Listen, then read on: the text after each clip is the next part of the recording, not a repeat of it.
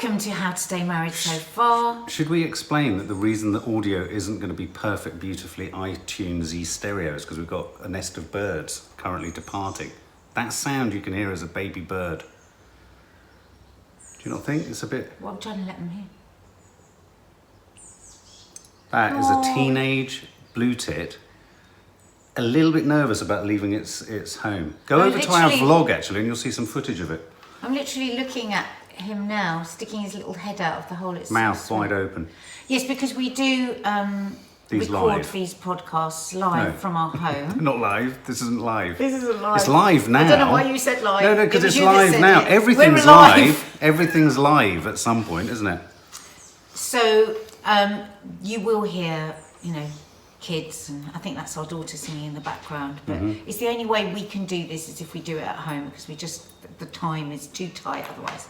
So welcome. If you're watching on YouTube, hello. Hello. Please subscribe. If you're listening on iTunes and you do like this, it would be great if you just give a little like to it. But wait until the end, because you might go off us halfway through. Yeah, exactly.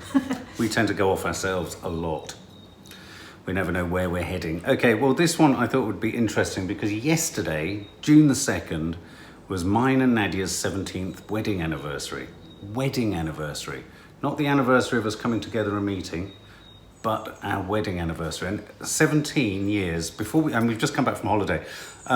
And we were talking prior to going on holiday about doing something special, but obviously we'd already done something special. We'd been on holiday with the family and everything, so travel, And then we were I was sat on the patio yesterday, reading the Sunday paper, having posted something on my personal Instagram about Nadia, saying how, oh, look at this lovely bird I picked up on the beach. And then Zoe, one of our subscribers, said, oh, it's your 17th anniversary. And I went, literally at that point, I went, yes, you're right, it is. And then I looked over to Nadia, and I think it was like an axe blow to my chest. Like a proper, like in Red Riding Hood, the axeman. The wood, the iron went into my chest and the wooden handle was just left wedged. And I was like, shit. Because this is the kind of thing that's really mattered to me for so many years. And what really mattered to me is that if one stops remembering these things, it must mean on some level things are going wrong. I told you, oh, we've forgotten. You didn't even, the thing about anniversaries is whenever I say anything about anniversaries, remembered or not remembered, and more often than not, you forget them all the time, you end up just looking pissed off at me because you feel I'm trying to make a point and I'm not. But it's just like, I think anniversaries are important. Do you think anniversaries are important? Wow. Were you pissed off that we missed it? I missed it, you missed it. And the fact that I've missed it, I'll tell you what I thought. I'm going to just carry on a bit more here. What I felt was, God, no, this has always mattered to me. Why hasn't it mattered this time? These things really matter to me. I've seen them as such a symptom of whether you're in a good place together or not. Now, a number of people online on Instagram have very kindly said, oh, it's because you're so in the love of it all that these things don't matter. Every day you're feeling it and that you're not even thinking about watching the clock. I want to say that, and I want to feel that, and I agree with the sentiment, and I love it, and I think it's very nice. But in my heart, I don't think that. I think it's an absolute travesty. No, in your head, you don't think that. In your heart, you do agree with that. No, I don't. No, because your heart is present within this relationship. It's just that your head goes, oh my God, these particular things aren't happening, which therefore means there's something catastrophically wrong, which if you think about it, is very much your nature. So yesterday, when Zoe reminded us, I was like, oh, shit. Because I was going to do a nice hotel. This year was going to be the year I remembered and stuff. But then afterwards, I was just straight away, I just thought, I went into, we've just had a lovely week and that's just the essence of our differences. You would see that as me not caring, but it's me knowing what we are. It's like our friend Rachel always says to us, because our friend Rachel is also our homeopath, so she hears all the details of our relationship separately, doesn't she? Because she treats us. And we, it's well documented that we have fantastical rows. We say the most dreadful things to each other in row. We storm off. We're very childlike sometimes in our arguing. But she always says to me, but the thing is about your relationship, it is electrically alive.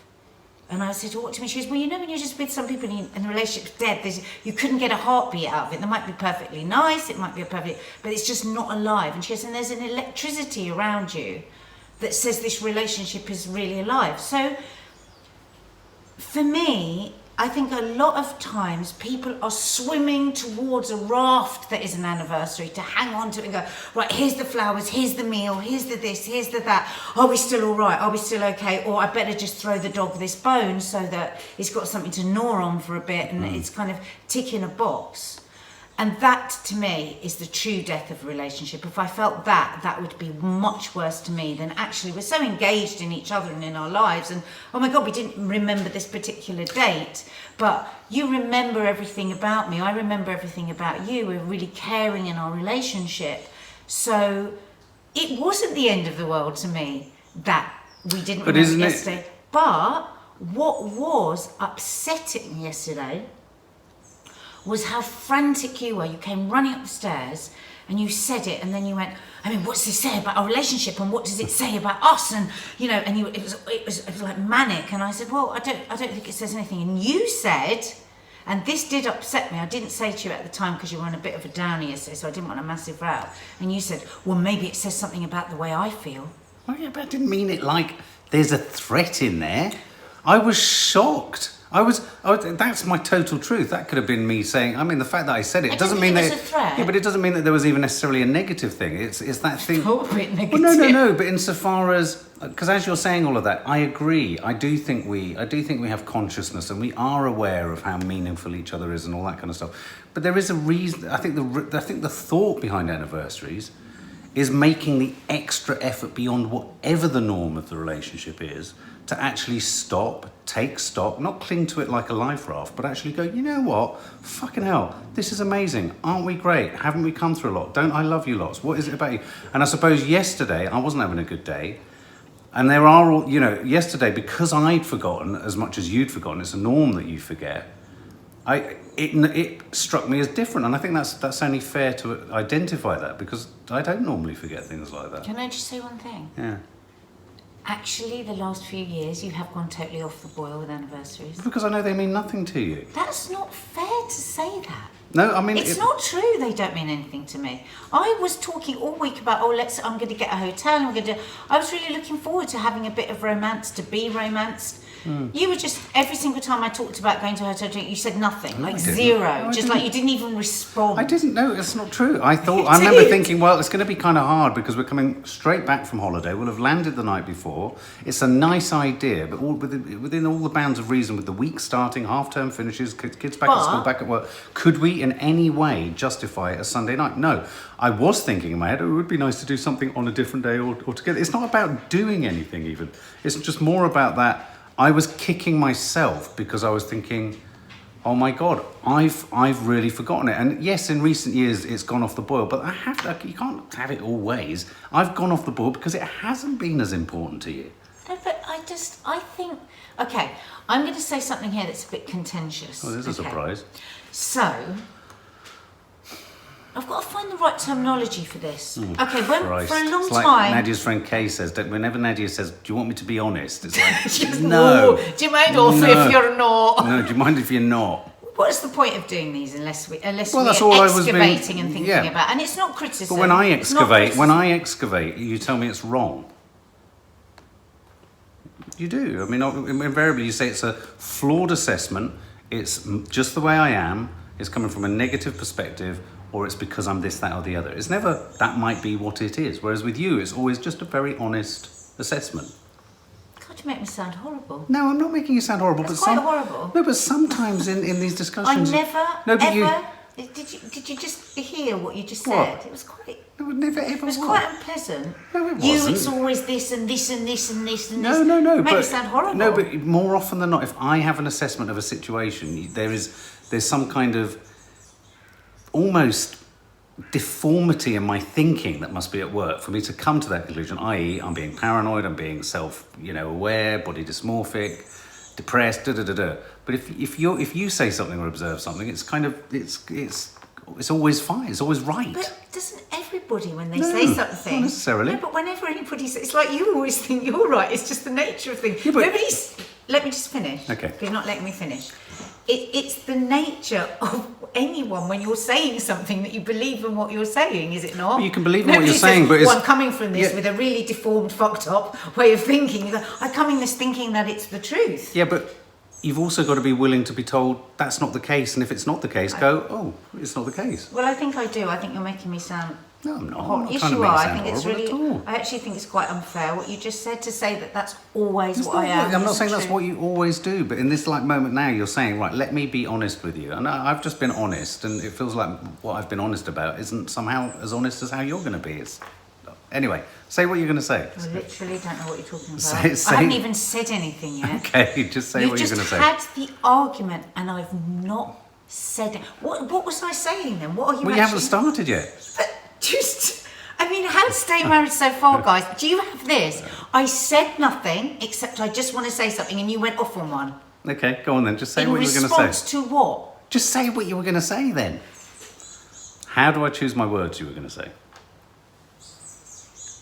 In our early relationship, when things were very difficult, when you were messed up about your previous relationships and the loss of your children, and you were drinking very heavily, and you were holding together a job and nobody knew that you were an active alcoholic, because you were I mean, it's like I always say, when you went to the Priory, everyone said to me, why has he gone to the Priory? The outside world didn't know that you were in a terrible state. And I think, and you can correct me if I'm wrong, I think you were very insecure about me because you had total self-loathing. So you didn't believe that somebody as nice as me was going to stay with you. No, I and agree. That we were is there truth in that? Totally, Right. I'd say that's a fair assessment. So, in the early days of romance, some of which I really loved, some of which I found threatening, in the sense that if I didn't meet it in the same way, you would crumble and think that that was me not loving you or rejecting you. So romance for me became something very difficult. It was a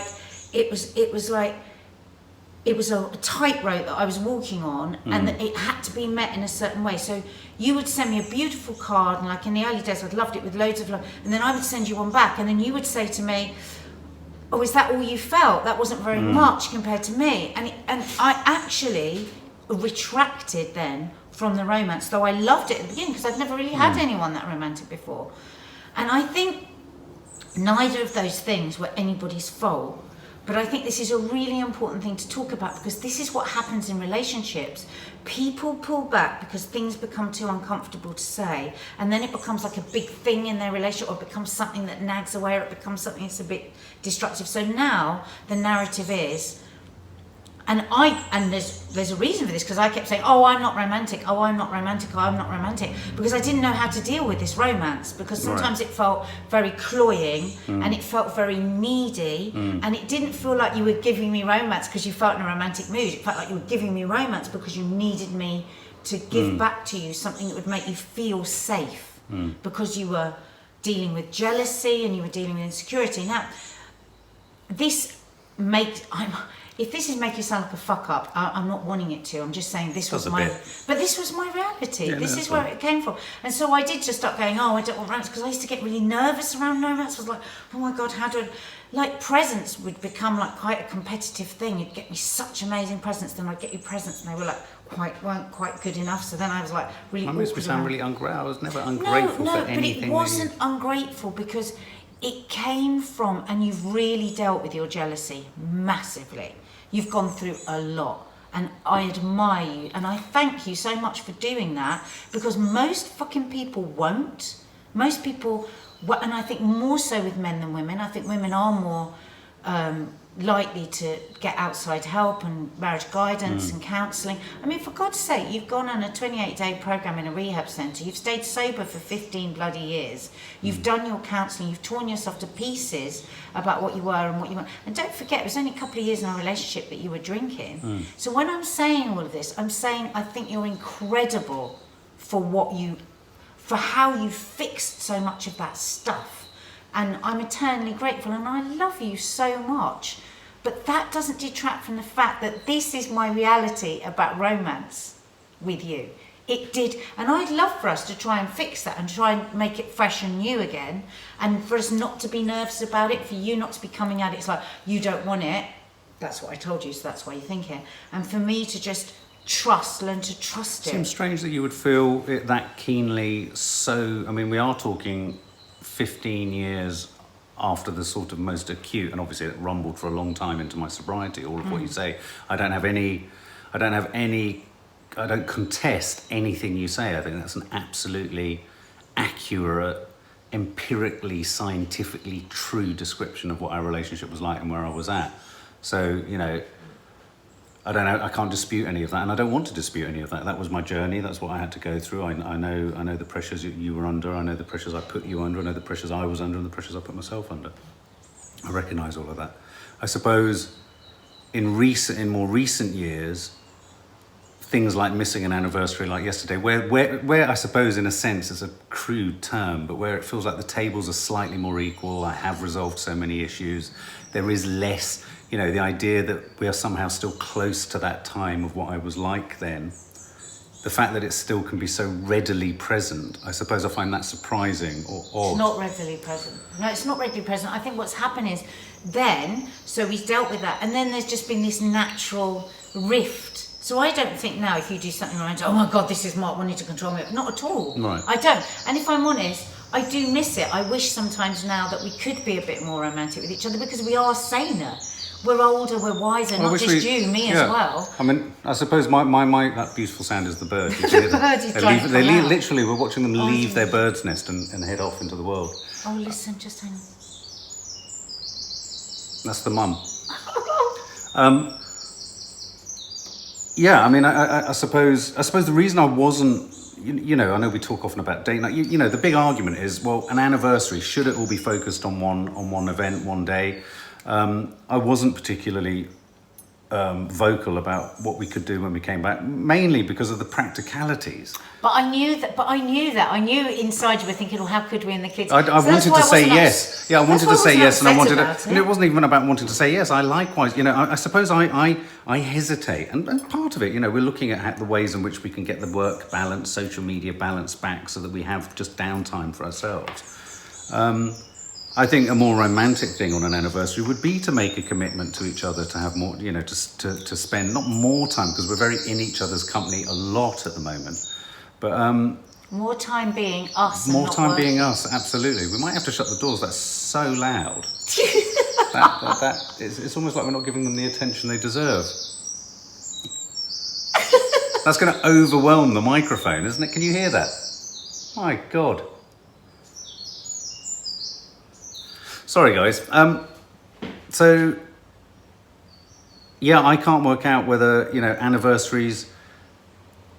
aren't anniversaries a sort of yardstick or What are anniversaries? I mean, what are they? I mean, what is it? What are they for? What do other people get from that? I think it's been an enormous load of pressure. I mean, people get upset, people get let down, people get...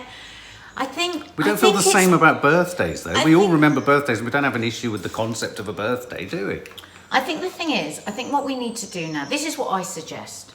I suggest that we start with a clean sheet. I suggest we start with clean sheets. No, that's asking too much.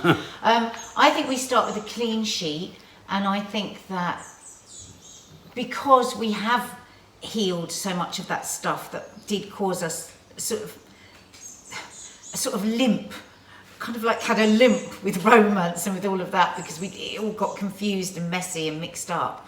And there's been a long time since then, so why don't we just start afresh? With what? And just make a point of, because we are a happy couple, a messed up couple, a couple struggling like every other couple, but we're not life rafter anniversary people. People are, you know, gasping, let's just hang on and get a bunch of flowers and everything's going to be all right. Let's just see it as a celebration of us and a reward, and do something really lovely and really special, and something... It doesn't have to be crazy, or, I mean, don't get me wrong, you don't think I'm wanting to bungee jump or anything mad like that, but just to do something that is totally for us, that we love to do. Like, we love to go to the theatre, don't we? We love to go to, you know, just make sure that we're doing something that we love as a couple to do on our anniversary. Yeah. I mean, what were anniversaries like in your household? I mean, I never My witnessed... mum and dad never had a single anniversary. My Did dad they has not? no idea when they got married. Listen, Some people are very proud of not acknowledging their anniversaries. My dad came down the stairs every Christmas morning and went, "Is it today? Yeah. Yeah, what, now? Yeah, today?" He's never called me my name first without going, Dina, Julie, Betty. But my dad is oblivious. My dad's never bought us a Would single... it have been important to your mum? My dad's never bought us a single present our whole life. I think it would have been amazing for my mum. Yeah, I can tell. And one year we got him to buy her something for one of our anniversaries, and she just loved it. We got the money off him and we bought it for him and he gave it to her. And I think he loved it, but it's just culturally, it's just insane for him. But I wish he had made more of an effort for my mum, because...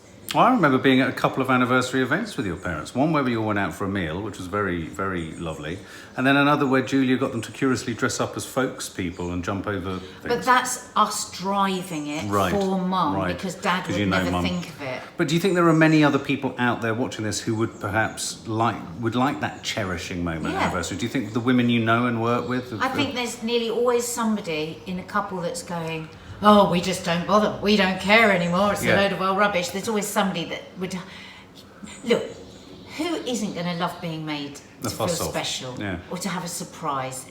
Nobody's ever going to say, "Oh, sorry, I don't want to be made to feel special today." But that's why it's probably more unusual that, albeit given the context that you've just described of how we got to you being the unromantic one around anniversary, it's kind of unusual that it's the way around, that the bloke's more obsessive about it than the woman in our situation, or has been certainly until the last 2 years.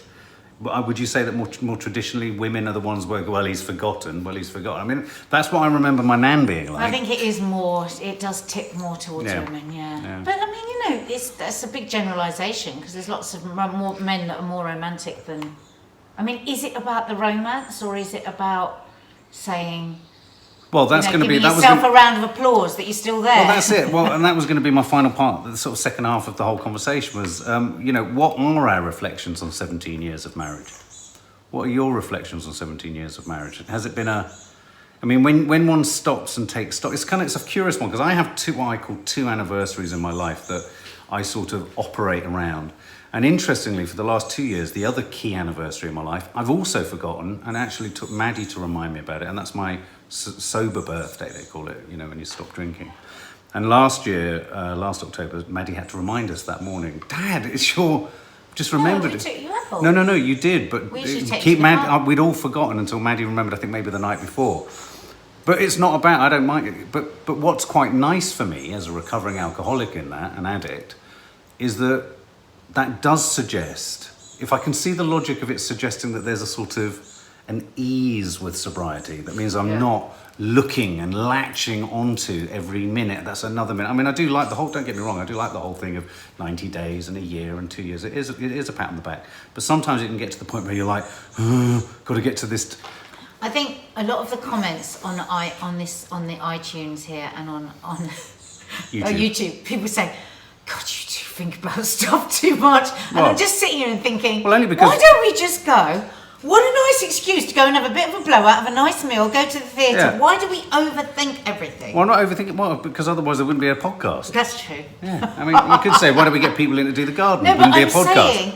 saying, Why don't we also buy food from a takeaway? No, I was being facetious. What I'm saying is, maybe now we've come through a lot of stuff, we just say, do you know what?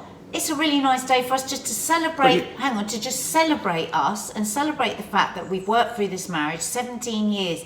Did you ever think you were going to be married for 17 years? Well, that was going to be, that's kind of what I was driving at. 17 years. Did we ever think we'd get here? Did you think we'd get to 17 years? It's really weird. Whenever we do these podcasts, I think of that one time when I was sat on the edge of the bed. I think it was one of my darkest times when I was just wishing that we could just get divorced. And it was when we were in that front bedroom there, and you came in and I said to you, "I just don't think I can do this anymore. And we had Maddie. And if we didn't have Maddie, there's no way I would have stayed beyond that day." And I just felt, and I remember thinking, have I got to be this sad for the rest of my life? how am I going to do this? It was such a dark, dark time. It was just awful. And at that point, it was whether I would do 17 more days. You know, and isn't it amazing? Because it would have been a terrible mistake for us to get divorced. It would have just been, look at your face, bless you, darling, we didn't do it. We are in 17. No, I've just, my mind is going down the quantum realm thought of, God, I mean, words cannot express how hanging by a thread we were. You said you can't do this. You said you can't do this. I said, well, okay, well, the only way is that we've got to have separate rooms. I'm not having a room with you. I'm not having... do you remember that? And that was the only way. Otherwise, that day it was going to be over. I do remember a few days like that. But I'm every time we do this podcast, I think of that particular... Oh, God. I was Maybe we should sat stop on the doing the edge of the podcast bed, then. and it was just so dark. No, because what is the point of doing this? How to Stay Married So Far if you've just got a perfect bloody marriage? Well, that's my point. A minute ago, you're saying, what's the point of doing it? We shouldn't overthink it. Now you're overthinking it and taking in the space of 2 minutes, she's gone from totally knocking the point of doing this to absolutely justifying the point of it. It's classic you. I mean, the point is, though, is that for anyone out there who is undergoing problems or struggling in their relationship, or that more profound feeling, which I remember and I know of, that deadening weight of I've got no choices. There's no way out of this. And neither of you want to actually leave a relationship, but you're thinking, this can't work. I don't see how this can work. You know, I hope we are some proof that you can claw your way out. But I mean, it does require, certainly from one at first, a supreme amount of fucking getting real with yourself. And I mean, I do at times pat myself on the back and think, thank God. But I always go back to the point of, I wanted it. I wanted you. I wanted our family. I didn't just want you because you were you. I wanted you because I saw a good person. I knew you were a caring person, a loyal. You know, I struggled with loyalty. I didn't trust the loyalty I was being offered because I had struggled in giving that loyalty. I'd struggled. I'd never seen it given by a parent to anyone. So, you know, I hadn't learned loyalty. Because it was on the external. Everyone saw this incredibly romantic man that did all these big romantic gestures, and everyone was telling me how much you loved me, and I didn't feel loved at all because I didn't feel like you trusted me. And to me, if you don't trust me, then you don't love me. It was just meaningless to me. Going, oh, I love you, but da da da da da, and would you? Because the jealousy was totally in the way of it, and I just didn't feel loved, and I didn't love you, and I didn't want to be in the relationship. It was just like, this is just dark and awful, and I can't do this. I mean, does he really think I can do this, that I can keep on every day, day in, day out? And I think that was when we went to see the first couples counsellor, and I was really bad. I was just hanging on by a thread. She was the very first one that we only went a couple of times to, but she gave us that tool that we weren't allowed to talk about any of our issues. Because you were like the whole day, you were at work, you were texting me, you were just questions, and you were driving me absolutely up the wall. And then she gave us this technique, and I think, you know, if you're in this sort of part of your marriage at the moment, where it just seems that you're constantly bickering or arguing or issues, and she said you are not allowed to talk about them and she gave us a set time, 6 o'clock in the evening, whatever, and then for only half an hour, and then you have to do this timer, and it's 5 minutes each, and you don't have to answer each other, and it was like watching somebody coming off crack for you. Yeah. So it was so hard for you because you were so in your insecurity. You were constantly needing asking me all this stuff. And it was such a relief when she did that, and it gave us time to breathe so that we weren't always in the melee of what was going on with our relationship, and to the point, and I think a lot of people identify, you've been the same with me, this isn't just me, where you just go, I just want to run screaming because my head is driving me crazy. And that's when people so often will go, it's over, because I can't take it anymore. And that was, and she was the first therapist to do you remember you'd been seeing her separately, hadn't you? Which was a bit weird. You shouldn't she was a CBT therapist, But it wasn't right that she then did us as a couple. Not really, no. No, not really. No. So we only went a few times. And then we started seeing someone else off the back of of rehab.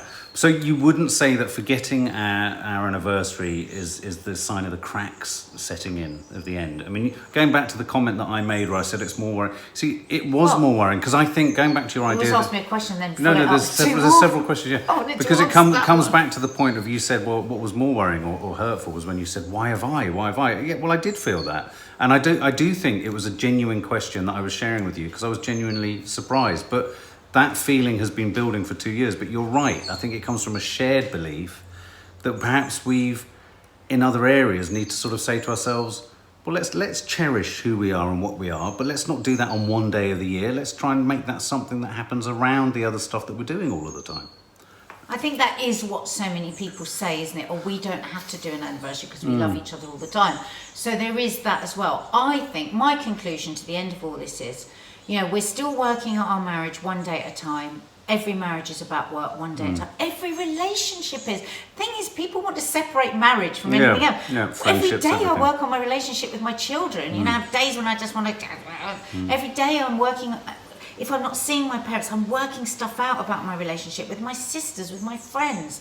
Why do people think that you shouldn't have to say you work with your marriage? There is a kind of almost a sense, I do think a lot of people in this very consumerist, rapid society think that they have a right to have a sort of preordained, perfect sort of identikit not love of if the you've most. got to work in This it. is the relationship, and if this relationship falls short in any one Yeah. area, there's no thought that actually that just needs a bit of attention. It's like the engine of a car. Tweak it, Yeah. touch it. You can keep your engine going for fucking years if you keep changing the bolts, the nuts and bolts. Hence why I go back again to why I love the title of our podcast.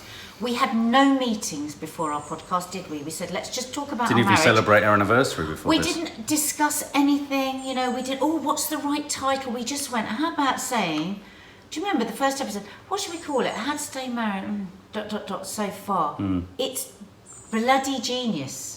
Because that's the secret to a good marriage. To only think it's so... Yes, we want to stay together to the end of our lives, but we have to think so far. Because within that, you're saying you have to keep working at it. Can I just say, can we make a promise that when one of us dies, and one of us will die, if we're still doing this and we're still together, we have to do the last How to Stay Married with just the one of us and an empty shot on the other side. Oh my God, that's so morbid. And on that cheerful thought, we're going to end this podcast. I bet you were wishing it was me then, because you've already... Well, no, it'll have to be you, because you can't split screen or edit it. Oh, that's true. Yeah, so make sure Well, it's don't you. die before me. Well, if I do, just get Finley in to do I'll it. have to just do a live. We're live. Take questions. Thank you so much for listening, guys. As we say, we do read your comments. We don't have time to answer them, but we do read them, and we have lots of good discussions out of your comments. So thank you for sharing back with us and giving us food for thought. That's the wonderful thing about social media, that those that don't understand it don't know what they're missing, is that it is a community. Trolls are far and few between. It's a community of people who are all searching for something, and we love it when you share back with us. And I'm still searching for my specs. Have you seen Well, them? don't ask me because I haven't got them. Okay. Why don't you put them wherever you put your keys in your wallet? Let's find I don't you know a where bowl. they are either. Let's do a whole podcast on that. Okay. Thank you, guys. Let us know any podcast ideas you've got as well that you'd like us to talk about. Just pop it in underneath. We will try and respond whenever we can. We get 3 minutes. And if you've only ever listened to us on iTunes, do check out our YouTube channel, NADIA, Sawalha and Family. We've got so much content up there that we're really proud of. And we'd love to hear what you and if you've only listened to this, watch this, because then you'll see me do this. Oh, God, what's he going to do? Mark. What? Don't! Oh, God. I thought you were going to flash Happy your bowl. anniversary. Oh, thank you, darling. That's nice. Look at this, You're it's very you bought good me. looking. I've got tissues. You're very good looking, Oh, and you're very pretty. Thank you. Really did think he was going to fart or show his bum.